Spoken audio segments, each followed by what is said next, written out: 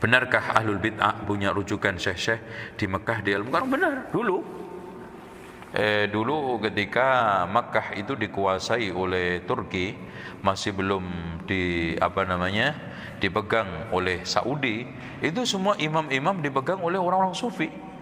Bahkan ada darah Syi'inya. Contohnya diantaranya adalah Utsman ibn Ja'far al-Barzanji yang menulis kitab Al-Barzanji, juga menulis kitab Al-Manaqib Syekh Abdul Qadir Jailani, namanya An-Nurul Burhani. Itu imam wal mufti Masjidil Haram. Oh, itulah.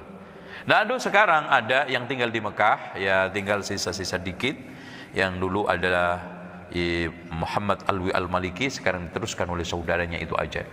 Ya, dalam sepanjang sejarah, intinya antum jangan berpikir bahwa manusia-manusia yang seperti ini hilang total. Kalau gitu antum nanti tidur, malah nggak ada dakwah. Terus kemudian yang kedua, yang tadi nggak mungkin nggak ada musuh. Kemudian yang ketiga, begitu juga Pak, nggak mungkin sepanjang sejarah Syiah itu akan dilarang untuk haji. Dan ini pernah saya jelaskan juga. Pertama, kalau pemerintah Saudi itu melarang, nanti akan menimbulkan madarat lebih besar. Apa? Yang selama ini Syiah gulirkan, bahwa diskriminasi, Saudi itu zalim, menguasai Mekah tanpa melibatkan negara-negara lain. Wah, kita malah dilarang. Wah, bener nih, genjotannya semakin kenceng. Tuh, satu. Kemudian yang kedua, selama ini pengelolaan arkeologi budaya itu sudah dipermasalahkan dunia internasional, Saudi. Nah, kalau nanti Iran dilarang, nanti dia akan membuat suatu stigma-stigma negatif di dunia barat, akhirnya ngebuk bareng-bareng ngerjai Saudi.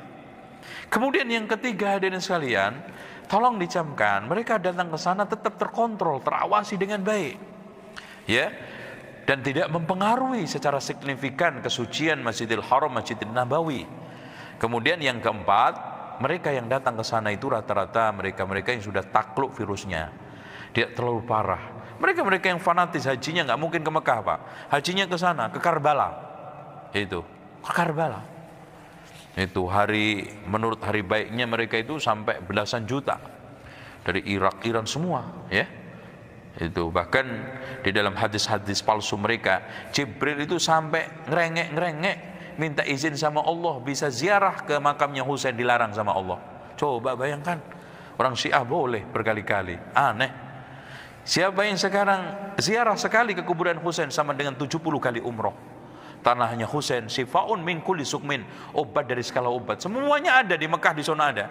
Ganti semua. Kalau di Mekah Zam-Zam, di sini ganti tanah. Makanya yang juru kuncinya Karbala itu capek ngusungin tanah. Karena tiap hari diusung tontonan, diambil. Nah, kalau sekarang jutaan pengunjung ngambil secentong aja itu udah habis.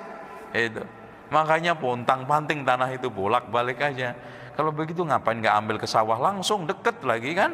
Daripada ini ambil baliki. Itulah kekonyolan khurafat, dan mereka pengkultus kuburan, otaknya nggak jalan Pak, ya. Kalau berpikir ngapain lu jauh-jauh ambil tanah yang aslinya itu tanah sebelah sono, dipindah ke situ karena ente ambilin kerowong lagi, ditumpuk lagi. Subhanallah. Itu sehingga wa idza qila lahum ta'alu ila ma anzalallah qalu bal nattabi'u ma alfayna alaihi aba'ana walau kana aba'uhum la ya'qiluna syai'an wa la yahtadun. Tuh lihat, itu turun temurun sampai zaman ke zaman terus Pak, la ya'qiluna syai'an wa la yahtadun. Benarkah ahlu bid'ah punya rujukan syekh-syekh Makkah di Mukarramah? Karena sebagian penyeru mereka menyelesaikan bentuk ilmu di sana ada namanya marbat, atau sekarang namanya apa? Lupa, itu di perumahan Muhammad Alwi Al-Maliki, dan itu gratis, dibiayai, dan mereka nggak boleh pulang kalau nggak 6 tahun 10 tahun di sono. Jadi kalau udah mondo mengamti nggak boleh pulang dalam sekian tahun. Nah, baru setelah itu pulang. Nah, itu dicekokin terus. Nah, ini sekarang murid-muridnya udah pada fasih menghujat Wahabi karena dia tahu tiap hari, ya. Bahkan subhat-subhat itu lebih cerdas mereka daripada mereka di Indonesia katanya. Itu sehingga kenapa sekarang mereka itu sangat fasih menggulirkan subhat Wahabi, karena yang menggulirkan itu lulusan itu semuanya rata-rata sekarang yang ada di Indonesia. Itu, dan itu saya apal sekali karena kondisi dapur-dapurnya mereka dulu kan saya tahu. Jadi seperti itu wataknya mereka dan kondisi, dan sudah lama itu. Cuma sekarang figuritasnya udah nggak ada setelah matinya Muhammad Ali Al-Maliki. Penggantinya ini hanya pinter nyanyi, suaranya merdu kayak saya. Makanya setiap yang kunjungan ke sana yang dibawa itu kagum dengan suaranya dia.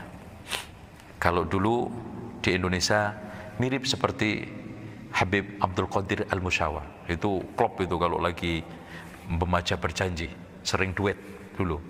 Terus kemudian meninggal itu, ya.